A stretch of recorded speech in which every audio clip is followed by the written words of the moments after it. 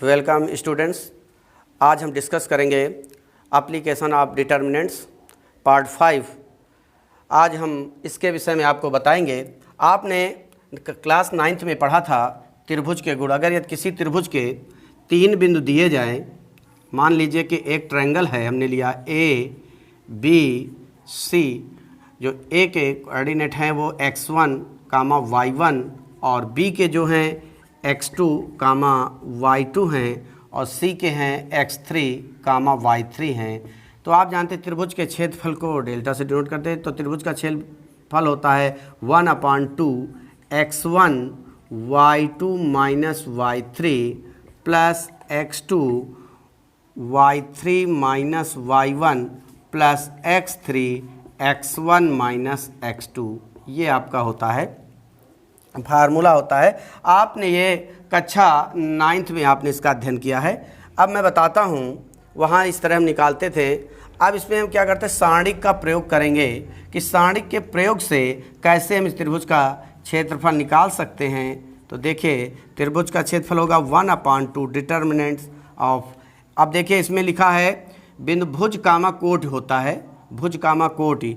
तो हम क्या कर सकते हैं, तो जितने भुज हैं x1, x2, x3, इसको हमने पहले स्तंभ में नोट कर लिया। x1, x2, x3 जो कोटि है y1, y2, y3 दूसरा स्तंभ बना लिया y1, y2, y3। अब शेष कुछ नहीं बचा तो हम लिख लेते 1, 1, 1। ये होता है आपका त्रिभुज का क्षेत्रफल। सारणिक के माध्यम से हम त्रिभुज का क्षेत्रफल निकाल सकते हैं। देखिए इसको एक और रूप दे सकते हैं। अगर हम चाहें तो इसके जो x1, x2, x3 भुज हैं और y1, y2, y3 कोटि हैं, इनको हमने स्तंभ में डिनोट किया है, प्रदर्शित किया है। अगर हम चाहें तो इसको हम प्रदर्शित कर सकते हैं, पंक्ति में भी कर सकते हैं 1/2। इसको हम लिख सकते हैं x1, x2, x3 y1, y2, y3 1, 1, 1। ये भी आप प्रदर्शित कर सकते हैं। आपको मैंने डिटर्मिनेंट्स ऑफ प्रॉपर्टीज़ में बताया है कि जो गुण बताया मैंने उसमें, तो मैंने बताया किसी स्तंभ को पंक्ति में अथवा पंक्ति को स्तंभ में बदल दिया जाए तो सारणिक के मान में कोई प्रभाव नहीं पड़ता है। तो x1, x2, x3 को हमने पंक्ति बना दिया और y1, y2, 3 को दूसरी पंक्ति बना दिया, 1, 1 को तीसरी पंक्ति बना दिया। तो ये भी आपका फार्मूला हो जाता, दोनों आप कर सकते हैं। आप लर्न कैसे करेंगे, बहुत आसानी से। त्रिभुज के अगर 3 बिंदु आपको पता है तो आपको कोई फार्मूला लर्न करने की ज़रूरत नहीं है। आप सारणिक बनाइए, तो सारणिक में आप भुज जो हैं चाहे उनको पंक्ति में प्रदर्शित करिए चाहे स्तंभ में, किसी एक में करिएगा। तो मान लीजिए आपने किया x1, x2, x3 बिंदु दिए हैं, तो आपने पहला स्तंभ बना दिया। बचा क्या, कोटि बचा y1, y2, y3 को दूसरा पंक्ति बना दिया, स्तंभ बना दिया, और फिर उसके साथ तीसरे में 1, 1, 1 अपनी तरफ से डिनोट कर देंगे। और इस तरह हम त्रिभुज का क्षेत्रफल आसानी से निकाल सकते हैं। अब देखिए यहाँ पर हमने बताया कि एरिया ऑफ ट्रायंगल बता दिया है। त्रिभुज का क्षेत्रफल कैसे आप तैयार रखेंगे, त्रिभुज का क्षेत्रफल 1/2 सारणिक बना लीजिए। और बिंदु में क्या होते हैं, कोऑर्डिनेट में भुज और कोटि होते हैं। तो भुज को हमने लिख दिया, भुज कौन से, x1, x2, x3, और कोटि क्या हैं, y1, y2, y3 और ये 1, 1, 1। इस तरह आप त्रिभुज के क्षेत्रफल को निकाल सकते हैं सारणी के माध्यम से। मात्र 30 मिनट में आप किसी त्रिभुज का क्षेत्रफल जो है 30 सेकंड में आप त्रिभुज का क्षेत्रफल आसानी से निकाल सकते हो। अब देखिए आप पढ़ेंगे, अगर तीनों बिंदु संरेख हैं, तीनों बिंदु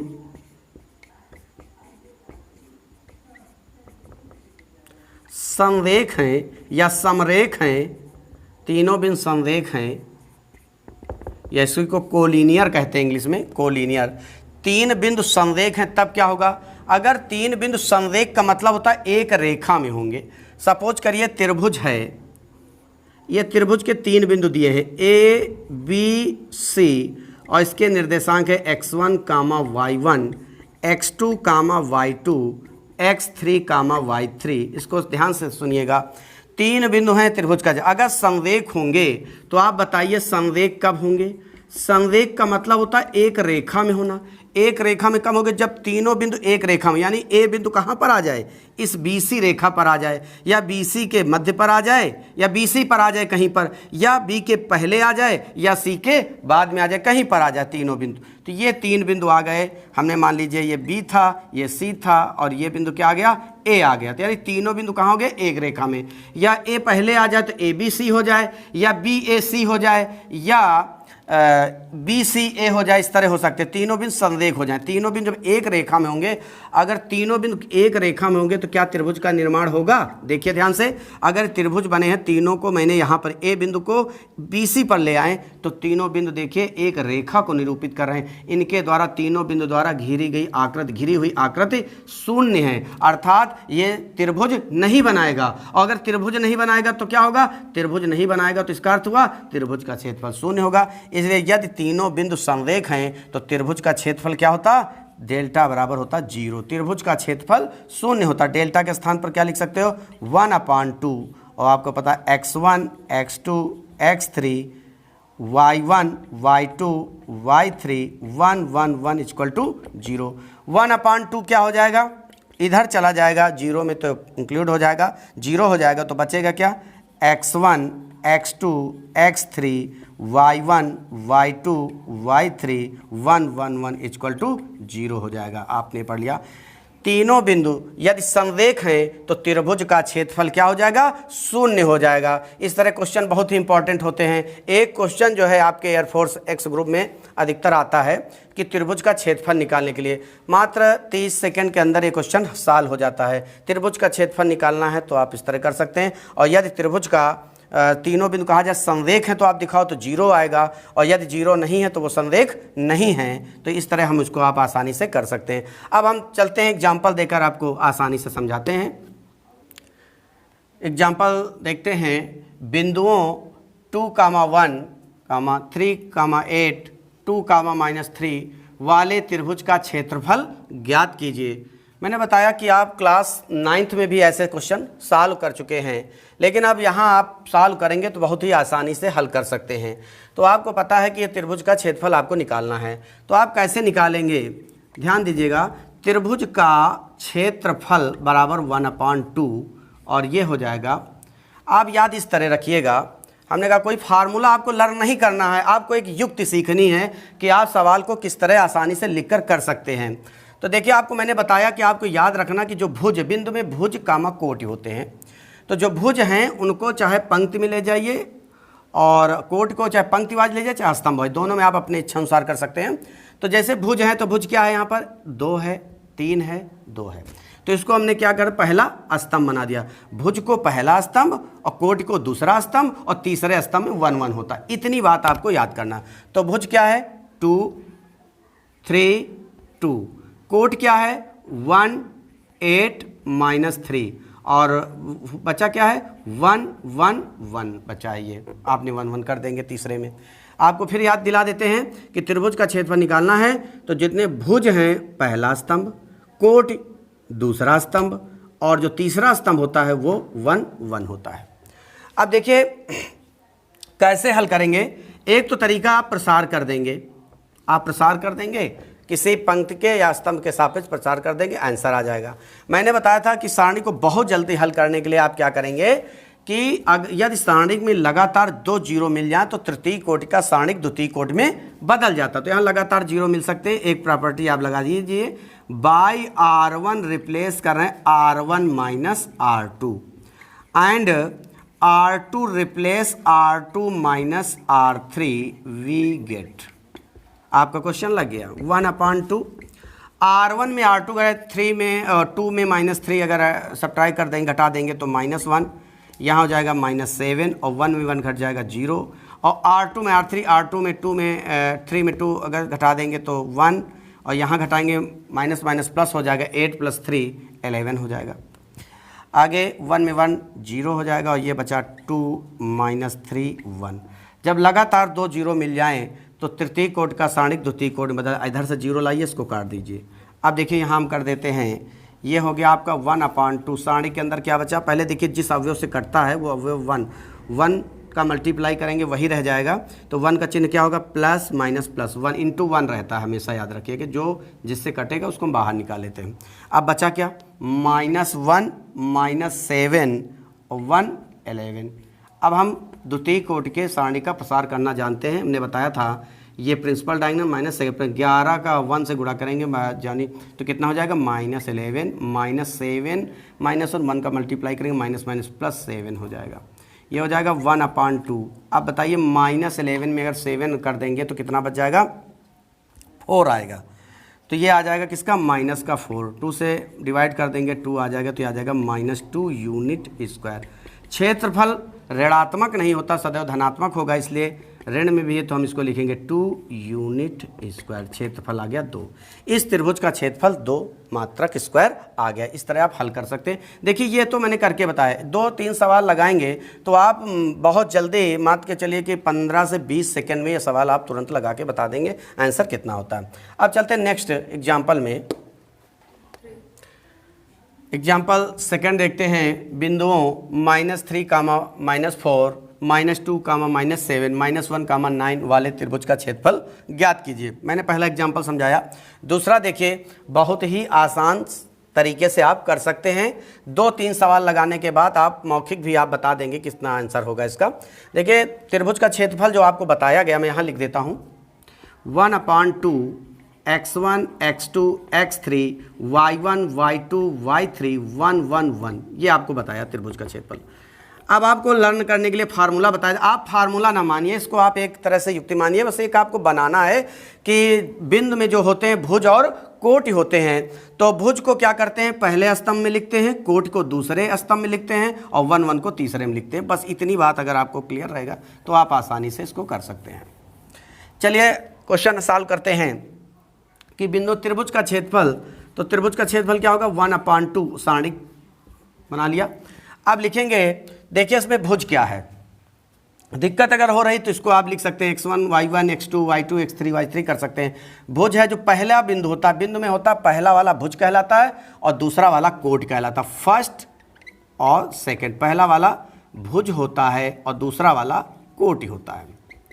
तो यह आप ऐसे याद कर सकते हैं, पहले वाले का स्तंभ और दूसरे वाले बिंदु का स्तंभ और 1 1 कर सकते हो। तो चलिए लिखते हैं -3 -2 पहले वाले बिंदु और -1। अब क्या हुआ बचा, तो -4 -7 और 9 और इसके बाद 1 1 1 बन गया आपका। अब आप कैसे हल करेंगे, आपको मैंने बताया था कई बार वीडियो को, मतलब पिछले वीडियो में मैंने बताया, उसको आप देख लीजिएगा।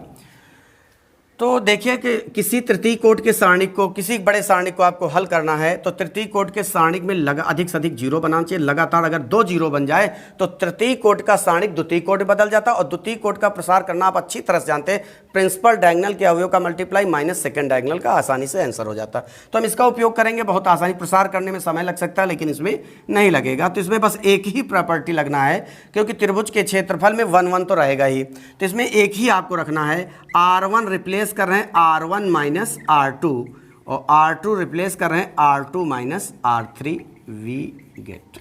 चलिए करते हैं, तो ये आएगा 1/2 R1 यानी पहली पंक्ति में दूसरी पंक्ति को घटाना है, तो -3 और -2 घटाएंगे, माइनस माइनस प्लस हो जाएगा यानी 1 बचेगा। -4 में -7 माइनस प्लस, +7 में अगर 4 चले जाएंगे तो कितना बचेगा, 3 बचेगा और 1 से 1 घटा देंगे 0 आ जाएगा। यहाँ पर यही काम करेंगे, R2 में R3 घटाएंगे तो माइनस माइनस प्लस यानी -1 बचेगा। यहाँ पर हो जाएगा -9 -7 -9 यानी -16 हो जाएगा। 1 से 1 घटा देंगे 0 हो जाएगा, ये हो जाएगा -9 9 1। लगातार 2 जीरो, आपका आंसर हो गया। 2 जीरो लगातार मिले, उधर से चलिए त्रिया काट दीजिए। अब सारणी के अंदर क्या बचा, ध्यान दीजिएगा, बचा हुआ है 1/2 और यहाँ हो गया -1 -1 3 -16, यही तो बचा। देखिए ये तो आपका चला गया। अब आपका आंसर हो गया, आप आसानी से हल कर सकते हैं। द्वितीय कोटि के सारणी में प्रिंसिपल डायगोनल ये वाले अवयव पहले गुणा होते हैं, तो -16 मल्टीप्लाई -1 यानी प्लस का 16 -3 और -1 गुणा माइनस माइनस +3 हो जाएगा। ये हो जाएगा 19/2 हो जाएगा। आप इसको वो कर देंगे तो यह आ जाएगा 9.5 यूनिट स्क्वायर यानी मात्रक स्क्वायर हो जाएगा। यही आपका आंसर हो जाएगा। बहुत आसानी से आप कर सकते हैं, एक ही प्रॉपर्टी लगना, तुरंत आपका आंसर हो जाएगा। आप बहुत आसानी से इसको हल कर सकते हैं। अब चलते हैं हम नेक्स्ट एग्जाम्पल थर्ड। यदि x, 4, 2, -6, 5, -1 वाले त्रिभुज का क्षेत्रफल 35 या वर्ग इकाई हो तो x का मान ज्ञात कीजिए। 3 बिंदु दिए हैं, अगर इन बिंदुओं से निर्मित जो त्रिभुज होगा उसका क्षेत्रफल कितना आएगा, 35 यूनिट स्क्वायर होगा। तो x का मान निकालना है। तो x की जो वैल्यू हमको फाइंड करनी है वो कैसे करेंगे, देखिए आप जान ली, पहले त्रिभुज का क्षेत्रफल हम निकालेंगे और वो जो क्षेत्रफल निकलेगा वो किसके बराबर आएगा, 35 के बराबर आएगा, और वहाँ से हम x का मान निकाल सकते हैं। तो सबसे पहले निकालेंगे त्रिभुज का क्षेत्रफल 1/2 निकाल रहे हैं। तो हम लोग जानते हैं त्रिभुज का क्षेत्रफल निकालने के लिए तो x 2, 5, 4, -6, -1, 1, 1, 1 ये है त्रिभुज का क्षेत्रफल दिया हुआ है। अब ध्यान दीजिएगा, आपने त्रिभुज का क्षेत्रफल आपने निकाल लिया और आपको मैंने बताया इस तरह आप याद रखिए, जो पहला वाला जो बिंदु होता है, या आप ऐसे याद, पहले बिंदु से निर्मित जो अवयव होंगे वो पहला स्तंभ, दूसरे वाले से दूसरा स्तंभ, और बचता है अगला तो 1, 1 होता है। यहाँ से एक ही प्रॉपर्टी लगती है इसमें त्रिभुज का क्षेत्रफल, दूसरा कुछ नहीं लगता है। यहाँ से आप कर दीजिएगा बाई R1 रिप्लेस करेंगे R1 - R2 और R2 रिप्लेस करेंगे R2 - R3। ये वाली आप लगाएंगे तो आपको लगातार 2 0 मिल जाएंगे। तो यहाँ से हो जाएगा 1/2। R1 में R2 घटाएंगे तो क्या आएगा, x में 2 घटाएंगे तो x - 2, और 4 में -6 घटाएंगे तो माइनस प्लस हो जाएगा, तो ये आएगा 10, और 1 में 1 सब्ट्रैक्ट करेंगे तो 0 आ जाएगा। 2 में 5 को सब्ट्रैक्ट कर देंगे तो आ जाएगा -3, और -6 और ये -1 माइनस प्लस तो ये आ जाएगा -5, और 1 से 1 करेंगे 0, और ये आ जाएगा 5 -1 1 कर देंगे। लगातार 2 0 हमको मिल चुके हैं, तो ये लगातार ये कट जाएगा। अब सारणी के अंदर क्या बचेगा, 1/2, इसके अंदर है x - 2 -3 और 10 -5, ये आपका बचा हुआ है। अब देखिए कैसे हल करेंगे। द्वितीय कोटि का आपका हल करना बहुत ही आसान, प्रिंसिपल डायनन माइनस सेकेंड डायनन, इसका -5 का गुणा करेंगे तो हो जाएगा -5x, ये -10, और इधर गुणा कर देंगे तो -13 यानी माइनस ये हो जाएगा 30। तो ये आपका हो गया ये, तो ये हो जाएगा 1/2, और ये हो जाएगा -5x, और ये हो जाएगा 40। ये आ गया इतना आपका क्षेत्रफल यूनिट स्क्वायर। प्रश्नानुसार अकॉर्डिंग टू क्वेश्चन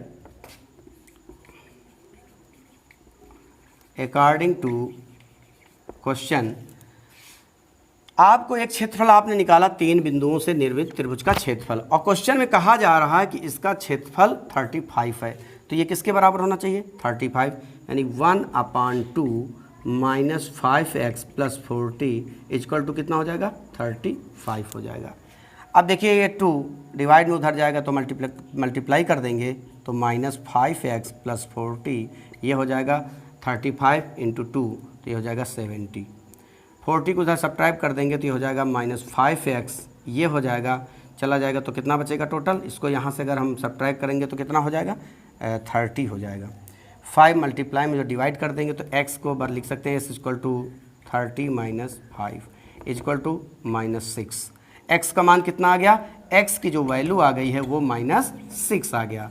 कह रहा कि यदि ये बिंदु दिए हैं, त्रिभुज का क्षेत्र पाते तो x का मान ज्ञात कीजिए। तो यदि त्रिभुज का क्षेत्रफल 35 होगा तो कब होगा, जब x की वैल्यू -6 होगी, तो इस त्रिभुज का क्षेत्रफल जो होगा 35 होगा। तो ये बहुत ही आसानी से आप लगा सकते हैं। अब देखिए मेरे, अगर यदि आपको समझ में आया हो तो इस चैनल को कृपया लाइक शेयर सब्सक्राइब करना ना भूलें। इतनी मेहनत आप लोगों के लिए कर रहे हैं तो इतना तो बनता है कि आप कम से कम लाइक की बटन तो दबा ही सकते हैं। अगले एग्जाम्पल पर हम चलते हैं। सारणिक का प्रयोग करके सिद्ध कीजिए कि बिंदु 2, 3, -1, -2 तथा 5, 8 संरेख है। हमको दिखाना है कि ये जो त्रिभुज तीन बिंदुओं से मिलकर बना है, ये क्या है, संरेख है। संरेख के विषय में मैंने बताया था कि संरेख होता जो एक बिंदु, तीनों बिंदु अगर एक रेखा में होंगे तो वो संरेख होगा। तीनों बिंदु अगर एक रेखा में, यानी तीनों बिंदु अगर एक रेखा में होता तो कोई त्रिभुज तो बनेगा नहीं। जब तक तीन बिंदु असंरेख होंगे जिनसे आकृति घिरेगी, 1 1 2 3 तीन बिंदु अगर मिला दीजिए तो क्या हो गया, त्रिभुज बना। लेकिन तीन बिंदु एक रेखा में नहीं, कहीं पर 1 ले लिया, आप बताइए, यहाँ पे ले लेते हैं, यहाँ पे कहीं पर ले लीजिए, और तीनों बिंदु को आप मिला दीजिए तो क्या बनेगा, आकृति घिर जाएगी जो त्रिभुज बन जाएगा। तो इसी का प्रयोग करते हुए हम देखते हैं कि सारणिक का प्रयोग करके सिद्ध कीजिए कि बिंदु 2, 3, -1, -2 तथा 5 संरेख। अगर संरेख होंगे तो उससे त्रिभुज नहीं बनेगा, अर्थात त्रिभुज नहीं बनेगा तो उसका क्षेत्रफल भी नहीं होगा। तो इसके लिए हम कैसे करते हैं, तो त्रिभुज का क्षेत्रफल निकालेंगे 1/2। कैसे निकालते हैं, वही शॉर्टकट मेथड हम अपनाएंगे। सबसे पहले क्या करेंगे, तो बिंदु का पहला है 2 -1 5 और दूसरा है 3 -2 8 1 1 1, यानी भुज के लिख लेंगे, फिर कोटि स्तंभ बना लेंगे, 1 1 से बना लेंगे। अब हम इसको सॉल्व करेंगे, तो सॉल्व करने के लिए क्या करोगे, by R1 replace R1 minus R2 and R2 replace R2 minus R3 we get. तो हम इसको हल कर लेंगे, R1 में R2 घटाएंगे तो कितना आ जाएगा, 3 आ जाएगा।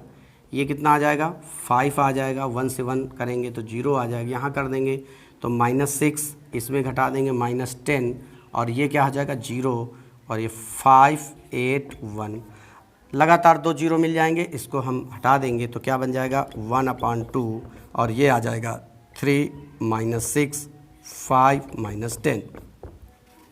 इसको हम क्या करेंगे, प्रसार कर लेंगे तो त्रिकोटि का प्रिंसिपल डायगोनल -13 -6 और 5 का मल्टीप्लाई करेंगे तो माइनस माइनस प्लस, तो ये हो जाएगा 30, प्लस माइनस कट जाएगा तो 0 हो जाएगा। 1/2 मल्टीप्लाई करेंगे 0 आ गया, अर्थात इस त्रिभुज का क्षेत्रफल 0 आ गया। और जिस त्रिभुज का क्षेत्रफल 0 होता है वो क्या होता है, संरेख होते हैं। अतः तीनों बिंदु संरेख हैं, अतः तीनों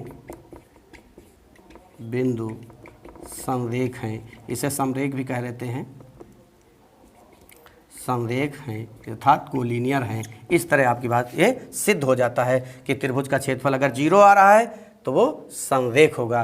देखिए मैथ में आपको कॉन्सेप्ट अगर क्लियर है तो आपकी मैथ बहुत ही इजी हो जाएगी। जो हम लोग समझते हैं बहुत कठिन है, कई बार कमेंट आया कि सर हम सारणिक सीख नहीं पाते, हम वो नहीं कर पाते हैं। तो इसके लिए आपको करना क्या है कि मैथ का जो कॉन्सेप्ट है पहले आप उसको पकड़िए, उसके बाद देन आप क्वेश्चन की जो है प्रैक्टिस करिए, तो आप अच्छे से काम कर पाएंगे। और यदि आपको कॉन्सेप्ट क्लियर नहीं है, जैसे अब आप त्रिभुज का क्षेत्रफल आप रट रहे हैं कि 1/2 x1 x2 x3 y1 y2, अब x1 कहाँ x2 कहाँ ढूंढ रहे हैं, ये सब करने की कोई ज़रूरत नहीं। आपको बस इतना याद करना, त्रिभुज का क्षेत्रफल निकालना है तो जो भुज है उसका एक स्तंभ बनाएंगे, जो कोट है दूसरा बताएंगे, नहीं है तो 1 1 करेंगे और दो लगातार 0 प्राप्त करेंगे। हम चाहते तो आपको प्रसार करके भी बता सकते हैं, लेकिन उसमें बहुत समय लग जाएगा और आपके पास समय ज़्यादा नहीं होता हल करने के लिए, तो आप इसका प्रयोग करके आसानी से हल कर सकते हैं। अब चलते हैं नेक्स्ट एग्जाम्पल में। हम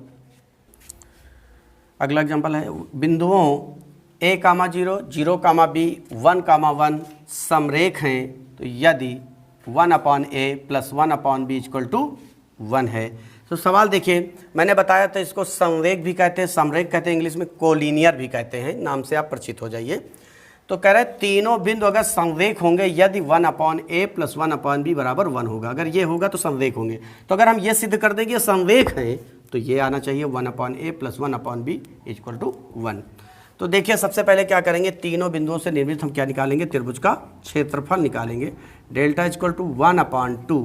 अब देखिए मैंने कहा था ना पहले वाले भुज क्या पहला वाला a है, दूसरे का भुज क्या है 0 है, तीसरे का 1 है। चलिए भुज हो गए, कोट में चलिए 0 है और b है और फिर 1 है और लास्ट में क्या है 1 1 1 हो गया। ये आपका सारणिक बन गया।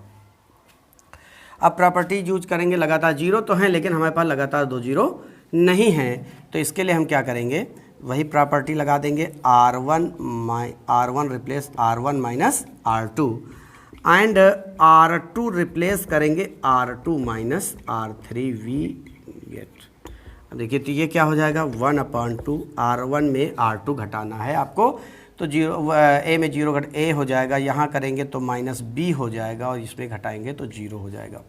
यहाँ घटा देंगे तो क्या हो जाएगा -1 हो जाएगा, यहाँ करेंगे तो b -1 हो जाएगा, यहाँ घटाएंगे तो 0 हो जाएगा और ये आ जाएगा 1 1 1 हो जाएगा। देखिए सारणिक में मैंने ये भी बताया था कि जीरो बनाने के लिए ये देखना होगा कि आप अगर एक जीरो बनाते तो एक कैंसिल हो जाता है तो उसको हमें यूज नहीं करना चाहिए। लेकिन यहाँ पर क्या है कि जीरो समाप्त, हमने 2 जीरो बनाए तो 2 जीरो हमारे चले भी गए। लेकिन देखिए क्या है कि हमें लगातार 2 जीरो मिलेंगे तभी तृतीय कोटि के सारणी को हम द्वितीय में बदल पाएंगे। इसलिए हमने क्या किया कि 2 जीरो बनाने के लिए अगर ये विलुप्त हो जाते हैं तो फिर इसका हम ध्यान नहीं देंगे।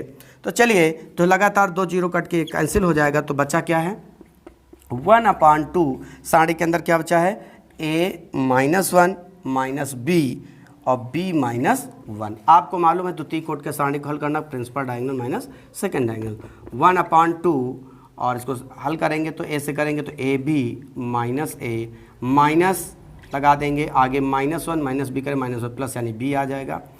अब कह रहे हैं कि संरेख हैं, तीनों बिंदु क्या हैं संरेख हैं, तो 1/a + 1/b। तो हमने माना कि तीनों बिंदु संरेख, अगर ये मान लेते हैं यहाँ पर कि माना तीनों बिंदु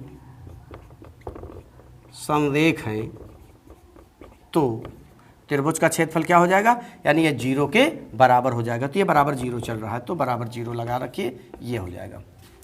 तीनों बिंदु मैंने मान लिया कि संरेख है तो ये बराबर क्या होना चाहिए, अगर तीनों बिंदु संरेख है तो त्रिभुज का क्षेत्रफल 0 होना चाहिए, मैंने 0 दिखा दिया।